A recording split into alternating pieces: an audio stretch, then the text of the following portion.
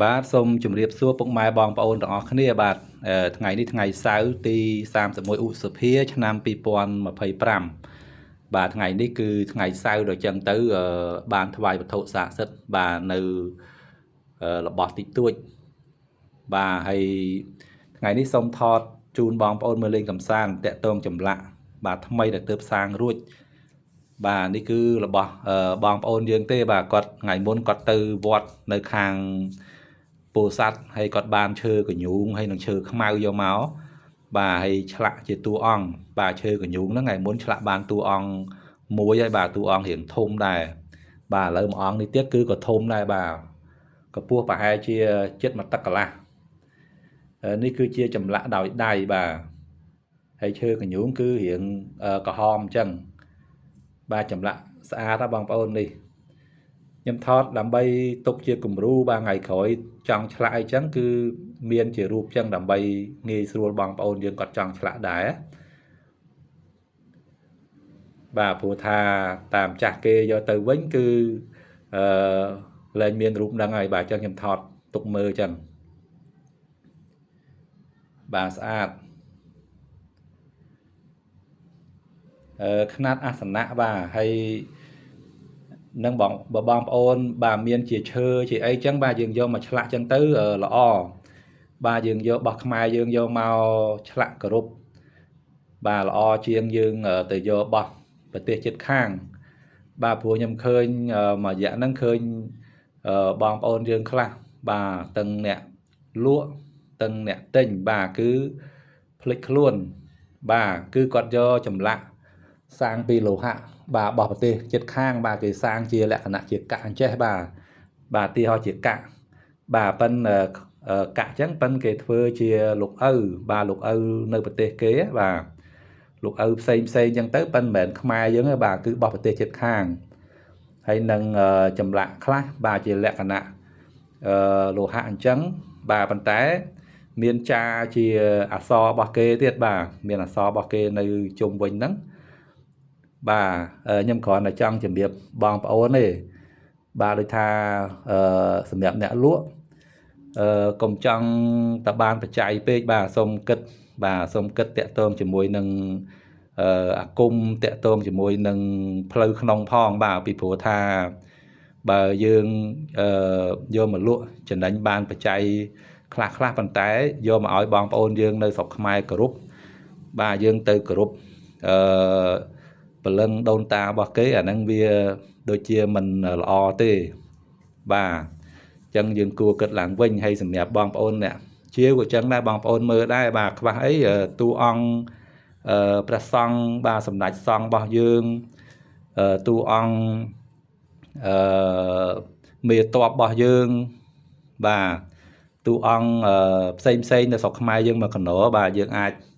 យកឈើឬក៏យកអីផ្សេងយកទៅឆ្លាក់បាទឆ្លាក់ជារូបរាងចឹងមកហើយយកទៅឲ្យប្រសង់ឬក៏គ្រូជួយប្រសិទ្ធិបើកពនេតអីទៅបាទយកមកគ្រប់មកបានហើយបាទគឺជាព្រលឹងដូនតារបស់ខ្មែរយើងបាទយើងអត់គួរបាទយកព្រលឹងដូនតាគេយកមកគ្រប់ទេបាទដូចខ្ញុំធ្លាប់ធ្វើវីដេអូមុនអញ្ចឹងបាទរបស់ខ្លះមិនដឹងថាគេមានអាគមអីខ្លះបាទដូចលោកឪអីរបស់គេអញ្ចឹងបាទសាងពីកាក់ពីអីអញ្ចឹងបាទលោកឪគេហ្នឹងល្អហើយសម្រាប់ជនជាតិរបស់គេនោះបាទប៉ុន្តែវាមិនគួរសម្រាប់យើងខ្មែរយើងយកលោកឪគេយកមកគ្រប់ទេបាទព្រោះយើងក៏មានលោកឪរបស់យើងដែរបាទមានសម្ដេចសង្ឃមានមេតបមានអីផ្សេងរបស់យើងដែរបាទយើងគួរតែគ្រប់អ្វីដែលជារបស់យើងបាទអាហ្នឹងយោបល់ខ្ញុំគឺអញ្ចឹងបាទគួរតែយើងលើកតម្កើងរបស់យើងវិញតាមពិតគេយករបស់ពីយើងទៅទេប៉ុន្តែគេយកទៅច្នៃយកទៅអីធ្វើអញ្ចេះចុះទៅបាទចុងក្រោយគេថារបស់គេអញ្ចឹងទៅបងប្អូនដឹងស្រាប់ហើយព្រោះថាគេចង់បានតែពីរបស់យើងទេបាទអញ្ចឹងអ្នកលក់បាទនិងអ្នកទិញបាទគួរតែពិចារណាផងបាទហ្នឹងខ្ញុំសូមផ្ដល់យោបល់អញ្ចឹងបាទគួរតែគិតបាទពីជំនឿផ្លូវក្នុងផងបាទយើងមិនខ្វះតួអង្គខ្មែរយើងយកមកគ្រប់ទេបាទ ចឹងសូមជម្រាបបងប្អូនប៉ុណ្ណឹងហើយមួយទៀតតាក់ទងជាមួយការឆ្លាក់ជារូបចេះសូមជម្រាបបងប្អូនថាភាគច្រើនគឺយើងយកមកគោរពបានបាទមិនថាអ្នកណាទេគឺគោរពបានបាទឆ្លាក់ឲ្យចេញជារូបរាងអញ្ចឹងហើយនឹងយកទៅប្រសិទ្ធិយកទៅបំពោះឲ្យបានត្រឹមត្រូវទៅបាទយកមកគោរពគឺបានទូទៅដែលឡែកបើសិនជាលក្ខណៈជាសំណាកសត្វបាទទីហោដូចជាលក្ខណៈបាទថាខ្នាយទេចុះបាទខ្នាយឬក៏ចកោមខ្លាបាទចកោមខ្លាហ្នឹងមិនថាខ្លាអីទេបាទរបស់អស់ហ្នឹងគឺអ្នកខ្លះក៏គោរពបានអ្នកខ្លះក៏គោរពអត់បានបាទអ្នកខ្លះយកទៅមានបញ្ហាបាទដោយសារតែមូលហេតុសំណាក់សត្វសប្ថ្ងៃនេះដែលបងប្អូនឃើញលក់តាមអនឡាញសប្ថ្ងៃហ្នឹងគឺ90% បាទគឺជារបស់តៃហោងបាទរបស់ដែលគេសម្រាប់សត្វហ្នឹងឲ្យយកសំណាក់សត្វហ្នឹងយកមកលក់ឲ្យយើងបាទឲ្យបងប្អូនជ្រាបស្រាប់ហើយរបស់តៃហោងគឺនិយាយទៅគឺវាមិនប្រកែអីទេបាទហើយដូចគេថ្លឹងគីឡូលក់ថ្លឹងអីរាល់ថ្ងៃហ្នឹងបាទយកមក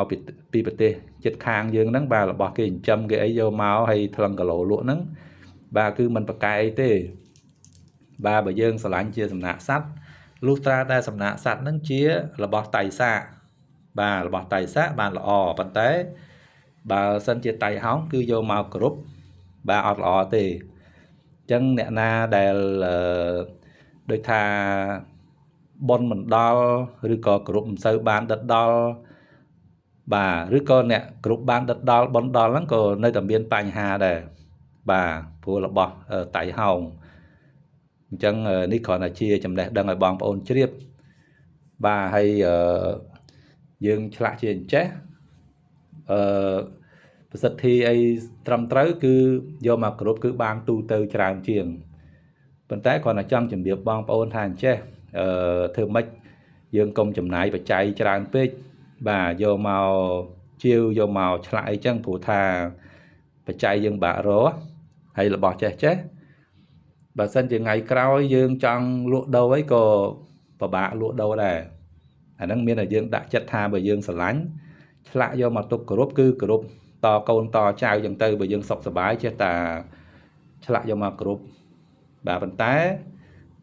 កុំរំពឹងថារបស់អស់ហ្នឹងថ្ងៃក្រោយយើងចង់លក់ដូរចង់ធ្វើអីគឺមិនស្រួលដូចចិត្តយើងទេបាទពេលណាយើងត្រូវការបច្ច័យ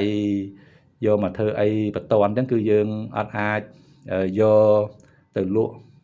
យកបច្ច័យយកមកប្រើប្រាស់ក្នុងពេលបន្ទាន់ទេអានេះគ្រាន់តែជាយោបល់ខ្ញុំណាបាទអញ្ចឹងបើស្រឡាញ់ហើយមានបច្ច័យអានឹងចង់ឆ្លាក់យកមកគ្រប់គឺគ្រប់ទៅហើយកុំរំពឹងថាយើងលក់ដូរយកបច្ច័យអីមកវិញថ្ងៃណាមួយគឺកុំណាមួយគឺវាមិនត្រឹមត្រូវផងបាទមែនតើទៅគឺរបស់តែយើងឆ្លាក់ចឹងហើយបាទរបស់ខ្លះគឺមានញៀនស្រាប់បាទបើដូចឈើចេះវិញរបស់ខ្លះគឺមានញៀនស្រាប់អញ្ចឹងយើងឆ្លាក់ចេញជារូបរាងហើយយកទៅប្រសិទ្ធិបំពោះត្រឹមត្រូវដោយប្រសង់ឬក៏គ្រូគឺជួយឲ្យរបស់ហ្នឹងមានដេជៈមានរិទ្ធកាន់តែខ្លាំងបាទអញ្ចឹងរបស់ដែលមានញៀនហើយគឺយើងមិនគួរ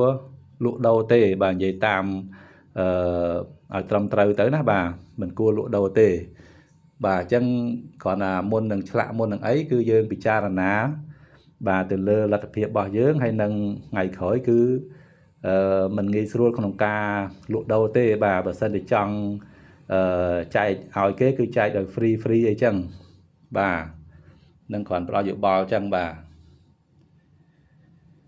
អញ្ចឹងអរគុណច្រើនបងប្អូនទាំងអស់គ្នាសម្រាប់ការទស្សនាវីដេអូដែលខ្ញុំថតបាទនៅក្នុងពេលនេះបាទហើយសូមជម្រាបលាទាំងអស់គ្នាបាទ